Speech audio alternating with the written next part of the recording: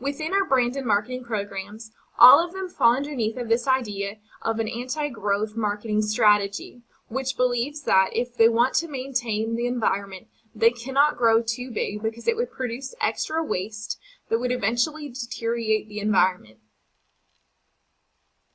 This we see within their marketing mix as well. Their product is outdoor apparel and is high quality. It's sold online and in retail stores, as well as Patagonia-specific storefronts. Their price is higher end and exclusive because their gear is said to be high quality.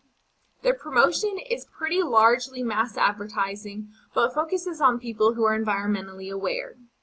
All of their past and current advertising campaigns revolve again around this idea of not making a sale, but of promoting environmental awareness. In 2004 and 2011, they combated mass consumerism with their Don't Buy This Shirt and Don't Buy This Jacket campaigns.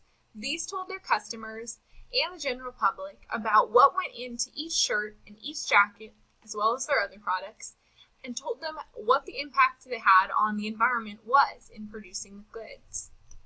This allowed them to have the idea that maybe they don't need to buy a good for the sake of consumerism, but instead they would only purchase goods when necessary. This allowed them to also prevent people from purchasing from other companies, as they stopped and thought, oh, maybe Patagonia is a better option for purchasing this good because they're aware of how it's affecting the environment. In 2016, this combat of mass consumerism continued as they donated $10 million in Black Friday sales to environmental conservation projects. They also produced the campaign of Don't Shop, Vote, in which they closed a lot of their stores down, encouraging the masses to get out and vote on environmental issues that really mattered to Patagonia and should matter to the American public. In 2017, they produced an advertisement that simply printed their mission statement on walls all around the city, embedding themselves into the very culture and the everyday life that we have. This mission statement of build the best product, cause no unnecessary harm, and use business to inspire and implement solutions to environmental crisis branded themselves as the #1 environmental company to people all around the nation, suggesting that Patagonia was in league with the environment. In 2017, this image continued as they produced their first ever television commercial, which didn't actually highlight their projects, but instead highlighted environmental issues that are politically going on currently, and about the impact that the government is having on environmental health. Then, in 2018, they released a series of environmental campaigns around the world to protect the environment and to protect the land that we live in. In 2018 as well, they opened opposition to presidential decisions involving key environmental issues like the destruction of environmental monuments and national lands. Their brand aesthetics are pretty clear and very recognizable. Their name Patagonia comes from one of the CEO's favorite locations to travel and to mountain climb. They created this name with the goal of separating it from other brands that the company had began, so that they didn't have a recognition to only the rock climbing demographic, but to environmentally friendly demographics as a whole. The logo is taken of the Mountain Fitzroy Massif, which is located in Patagonia and is again one of the CEO's favorite locations. Their packaging is minimalistic and aligns with the same idea of being environmentally conscious. It's a simple cardboard that limits the amount of product packaging that goes into it. Then their colors are also bright and neutral. This brings in line two different rivaling ideals. Neutral, which was very similar to what the current and popular trend for colors was at the time in environmental outdoor wear when they first created the business, and so they've maintained some of that.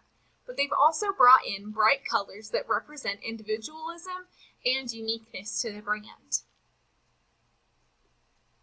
The indirect and direct competitors and the market situation basically are LL Bean, the North Face, Columbia, and Land's End.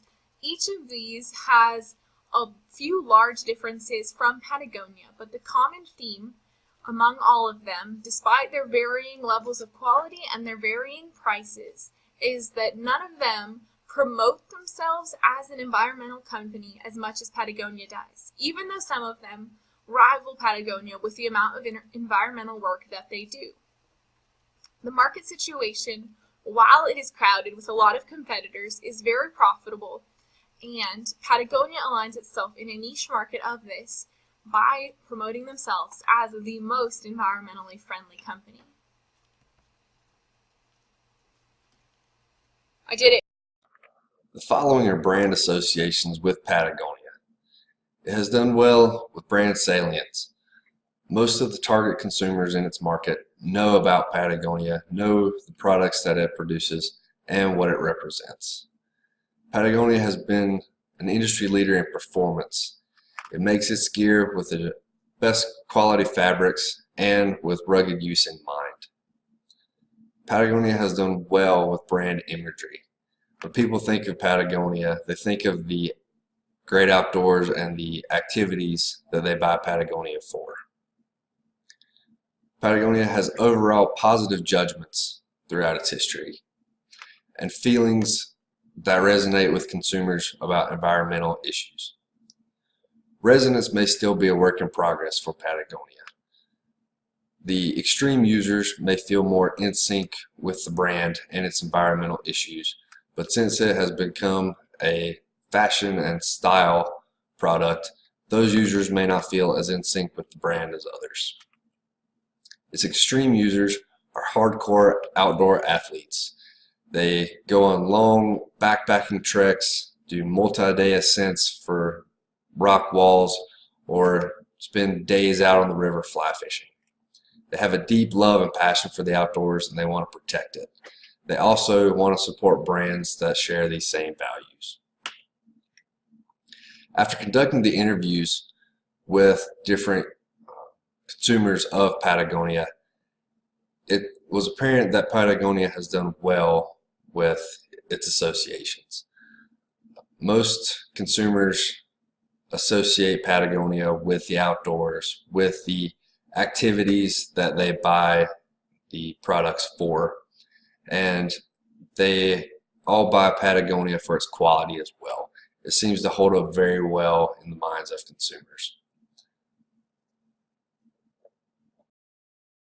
Alrighty, and so for this section we'll be going over reflections and recommendations. So just a real quick recap on Patagonia and why they're doing stuff the way that they're doing it. Therefore we can set up a foundation for us to kind of critique and give them advice from.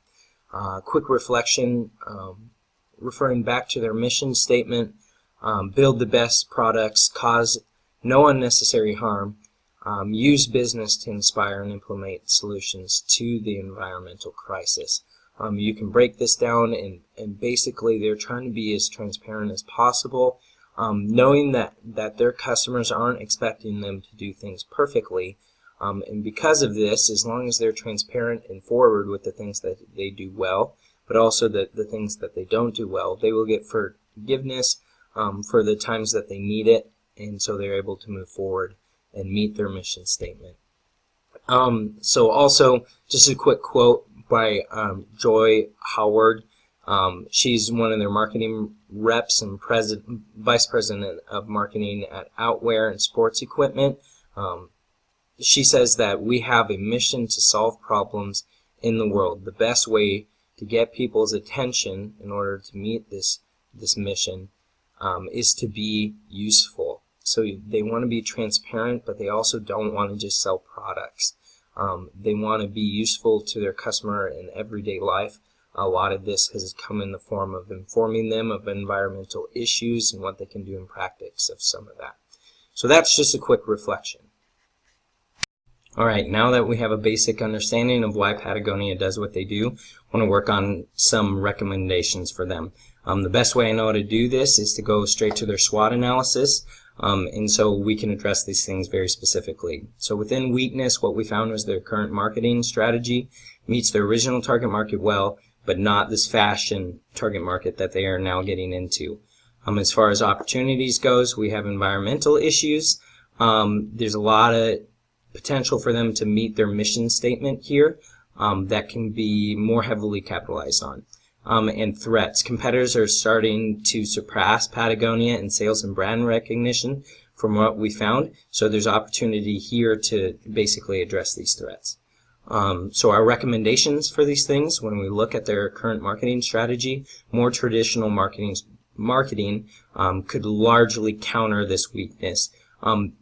This is largely because they have gone into this more public face fashion side of the industry. And so as they do this, these people are reached and activated better through some of the more traditional marketing strategies. Now, TV commercials and stuff like that can be a tool, but realistically what we're talking about is getting their face more well known to their customers, but also let customers know what they're doing.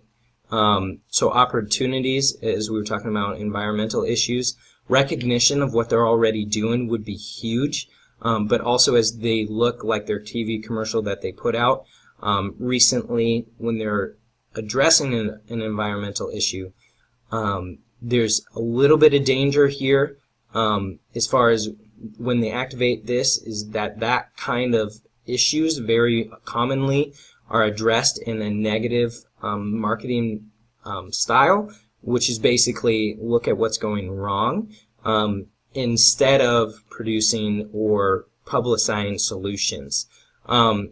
So there is opportunity for recognition, their brand being tied there, but specifically the recognition will happen because they're already a platform. They can bring about environmental issues and use their platform to bring awareness to those things. So there's opportunity there for them to gain and activate a lot of customers.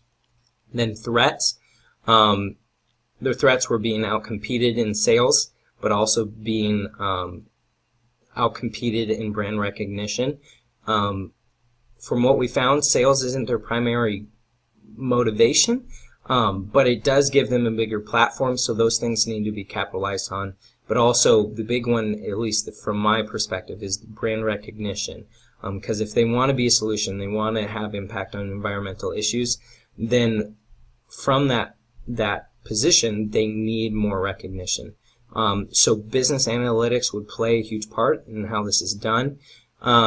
Business analytics is one of the fastest growing developments and sections of business right now.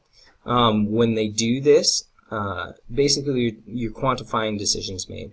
Either in leadership, we see it a lot in the financial already, but we see it in leadership decisions, but also how they decide to market and whatnot. So that would address some of the greatest threats that they have.